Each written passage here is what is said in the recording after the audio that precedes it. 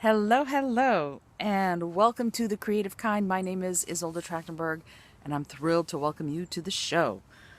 Today, I want to talk about something that is fascinating to me and also a little scary, and that is about getting out of your creative safe zone. I know that sounds really weird to have a creative comfort zone, but we have it. We all have it. If you're a creative person, you know that you get sort of stuck in ruts of doing the same kind of creative thing over and over and over again. If you're a songwriter, you tend to write, oh, that way of writing a song worked. I'm going to keep doing it that way no matter what. That works, but it may stifle your innovative and ingenuity type thinking, and you want to be able to have access to it whenever it's available. So, today, really quickly, I want to talk about doing something that's creative that's completely different than what you normally do. In yesterday's show, I talked about how to stand your creative problem solving methods on their head by doing something completely unexpected, particularly when you're dealing with personal issues, so that when someone is asking you questions, instead of answering the same way you always have, you come up with a completely different response. Same kind of thing here. What can you do creatively that is totally different than what you're used to doing?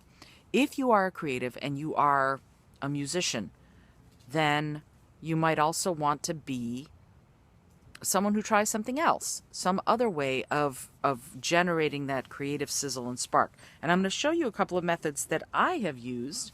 Well, a method that I have used that I have found to be tremendously fun and lovely. I started painting, and you can see this on the show notes, or if you're watching the show instead of listening to it, this is a painting that I did, and you can see the vibrant, vivid colors because you know how much I love them, and also that it was something that's completely out of my comfort zone. Here's another one for you to look at just so that you can see. And both of these will be in the show notes also if you want to look at them a little bit more closely. The reason I did this, the reason I started pursuing this kind of idea of creative outlet was because it was something that was completely out of my comfort zone. I'm not a painter, I'm not a visual artist at all, except for I love photography. But painting, excuse me, painting is right out. Painting was something that I thought was never a possibility. And yet, so sorry about all the coughing, but you know this show is raw, real, and unedited, so you're getting all of it as it comes out. Anyway, I was in New Mexico about this time last year and went to Old Town Albuquerque and hung out in some galleries and saw this really amazing method of painting on tiles. It's called alcohol paints. And I went, wow, that is amazing. I want to try it. Now, I knew nothing about it, but good old Amazon came through. I found some alcohol, and all you need is some alcohol, some rubbing alcohol, some paintbrushes, and an eyedropper, and you can go to town on some tiles and make some really beautiful things. So I decided to try it. Why? Because it's completely out of my comfort zone. I had no idea how to do this, and that made it all the more fabulous, adventurous, mysterious, and in my mind successful, because while I was doing the work, I completely got out of my judgment zone. I was sort of, with the alcohol paints, was at the whim of what could happen, right? Because you drop your dropper full of alcohol on these paints and it could go anywhere, it could do anything. And that unexpected forced me to not judge myself.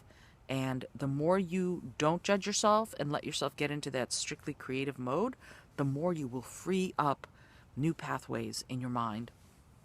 And you will come up with incredible, innovative, ingenious solutions to things because you will have that channel, if you will, to the miraculous, and that's where the creativity really flies.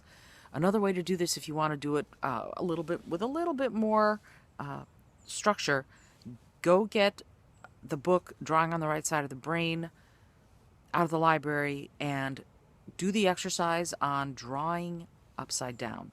You will see what I mean. You take a drawing, and instead of drawing it right side up where you judge for yourself, oh, that's a face, turn it upside down, and your brain no longer sees it that way, and it allows you the freedom to try something new without judging yourself.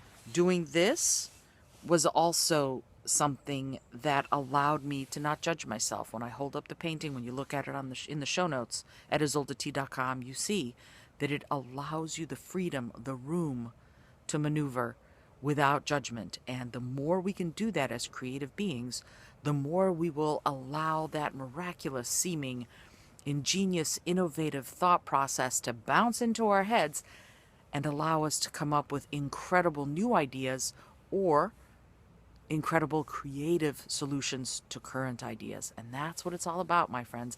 It allows us that opportunity to shine from that judgment-free place.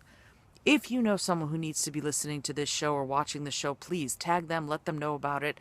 The Creative Kind at IsoldeT.com. You can find it there. You can find it on iTunes or Google Podcasts or YouTube or IGTV if you're watching the show. And I'd love to have more people become creative because you know me, I think that's the way for us to become more kind and gentle towards each other, towards the earth, and all the beings who share this planet with us. Until tomorrow, I send you all my love.